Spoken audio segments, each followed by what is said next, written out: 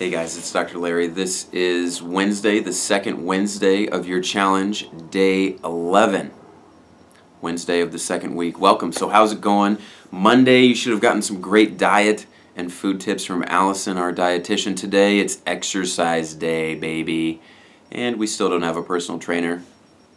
You're stuck with me. But we're going to talk about some really exciting things today. Some of this research that I did for my baby, The Gentleman's Diet. There's two really interesting and hopeful things that came out of this that I really want to share with you. So let's talk about that today for exercise. So there was a study in 2012 that involved over 600,000 patients, okay? And they studied people that of all shapes and sizes, obese, normal, everything from the skinnies down to the morbidly obese, and they studied the amount of exercise that they got. And I'm going to ask you a question. They saw how long people lived based on all of these things. So people who obviously exercised less and were more obese in general died much earlier, 7 or 8 years earlier than those who were within a healthy weight and were exercising. But what about the people who exercised just 15 minutes a day, which they followed brisk walking? So we're not talking CrossFit, we're not talking high intensity stuff, we're not talking a spin class. But how much did the people who just walked for 15 minutes a day, 5 days a week, how much longer do you think they lived? What would you guess? A month? 20 months? 2 years. 15 minutes a day can get you 2 years of life at the end.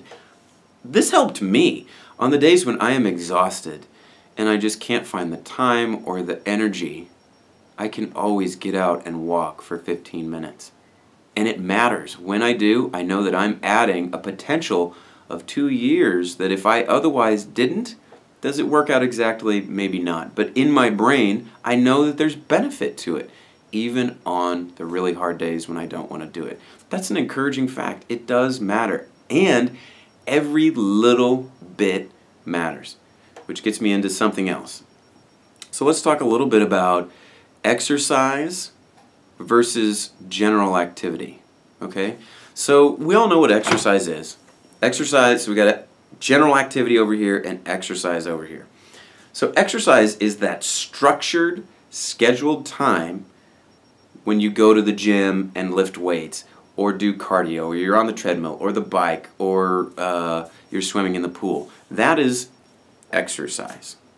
General activity is like when people do these step monitors or these Fitbit things. General activity includes everything else. So my question to you is, does it make a difference if you increase your general activity? Do you think you burn more calories? Do you think that helps you to reach your goals better of weight loss, weight maintenance, getting in better shape, whatever? And the answer is, of course. Yes, of course it does.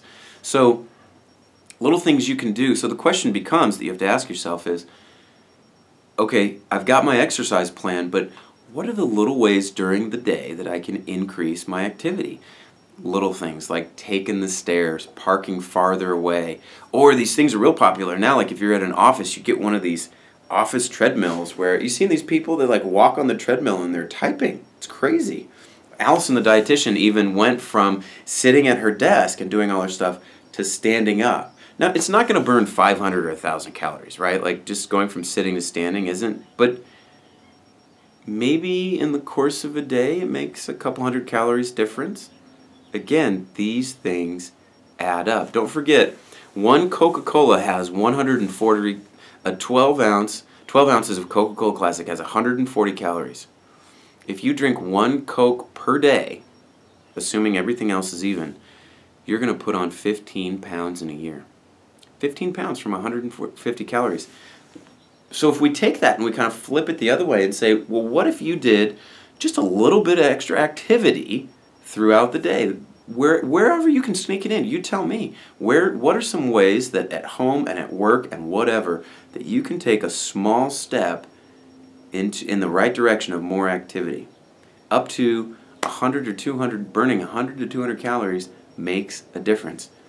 Again, think about it in terms of, we talk about this a lot, think about these things over the long haul, over a year. You know, let's say every day you continue to make small advances in being more active throughout your day.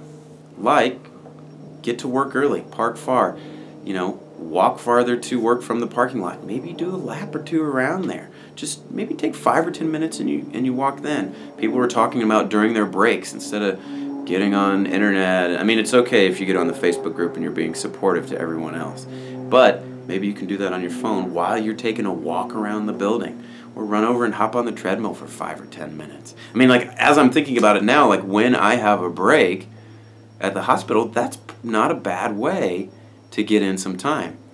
There's a study that showed it is the same benefit in terms of burning calories if you do your exercise all at once for 30 minutes or if you break it up into chunks and do 10 minutes at a time. So for the people that are really struggling, like, God, my kids are up in the morning, I work, I come home, I got them again. What if you got up 10 or 15 minutes earlier, you just did a little walk in the morning, you took a 10-minute break at lunch, took a walk then, and then you had a walk after work. 10 minutes adds up. Like, that's a much more practical way to find some time to exercise. It is hard sometimes to get 30 minutes or even an hour in a day. That's tough. That's a lot of time. Breaking it up like that can make a difference. What do you think? Tell me your thoughts on Facebook. That's what we're talking about today with exercise. So, to summarize the things we've talked about, just 15 minutes a day, 5 days a week, saves you 2 years of life on average. Every little bit helps. Think about ways that you can increase your general activity every day. And number 3, splitting it up from a 30-minute exercise into 10-minute increments 3 times a day is just as effective as doing it all at once. So there you have it. Those are some good pointers that can, again, help you to take the next step in the right direction toward a happier, healthier life. Tune in this Friday where we're going to have another success story, and we'll talk about that then. Until then, it's been good having you, and I'll see you on Facebook.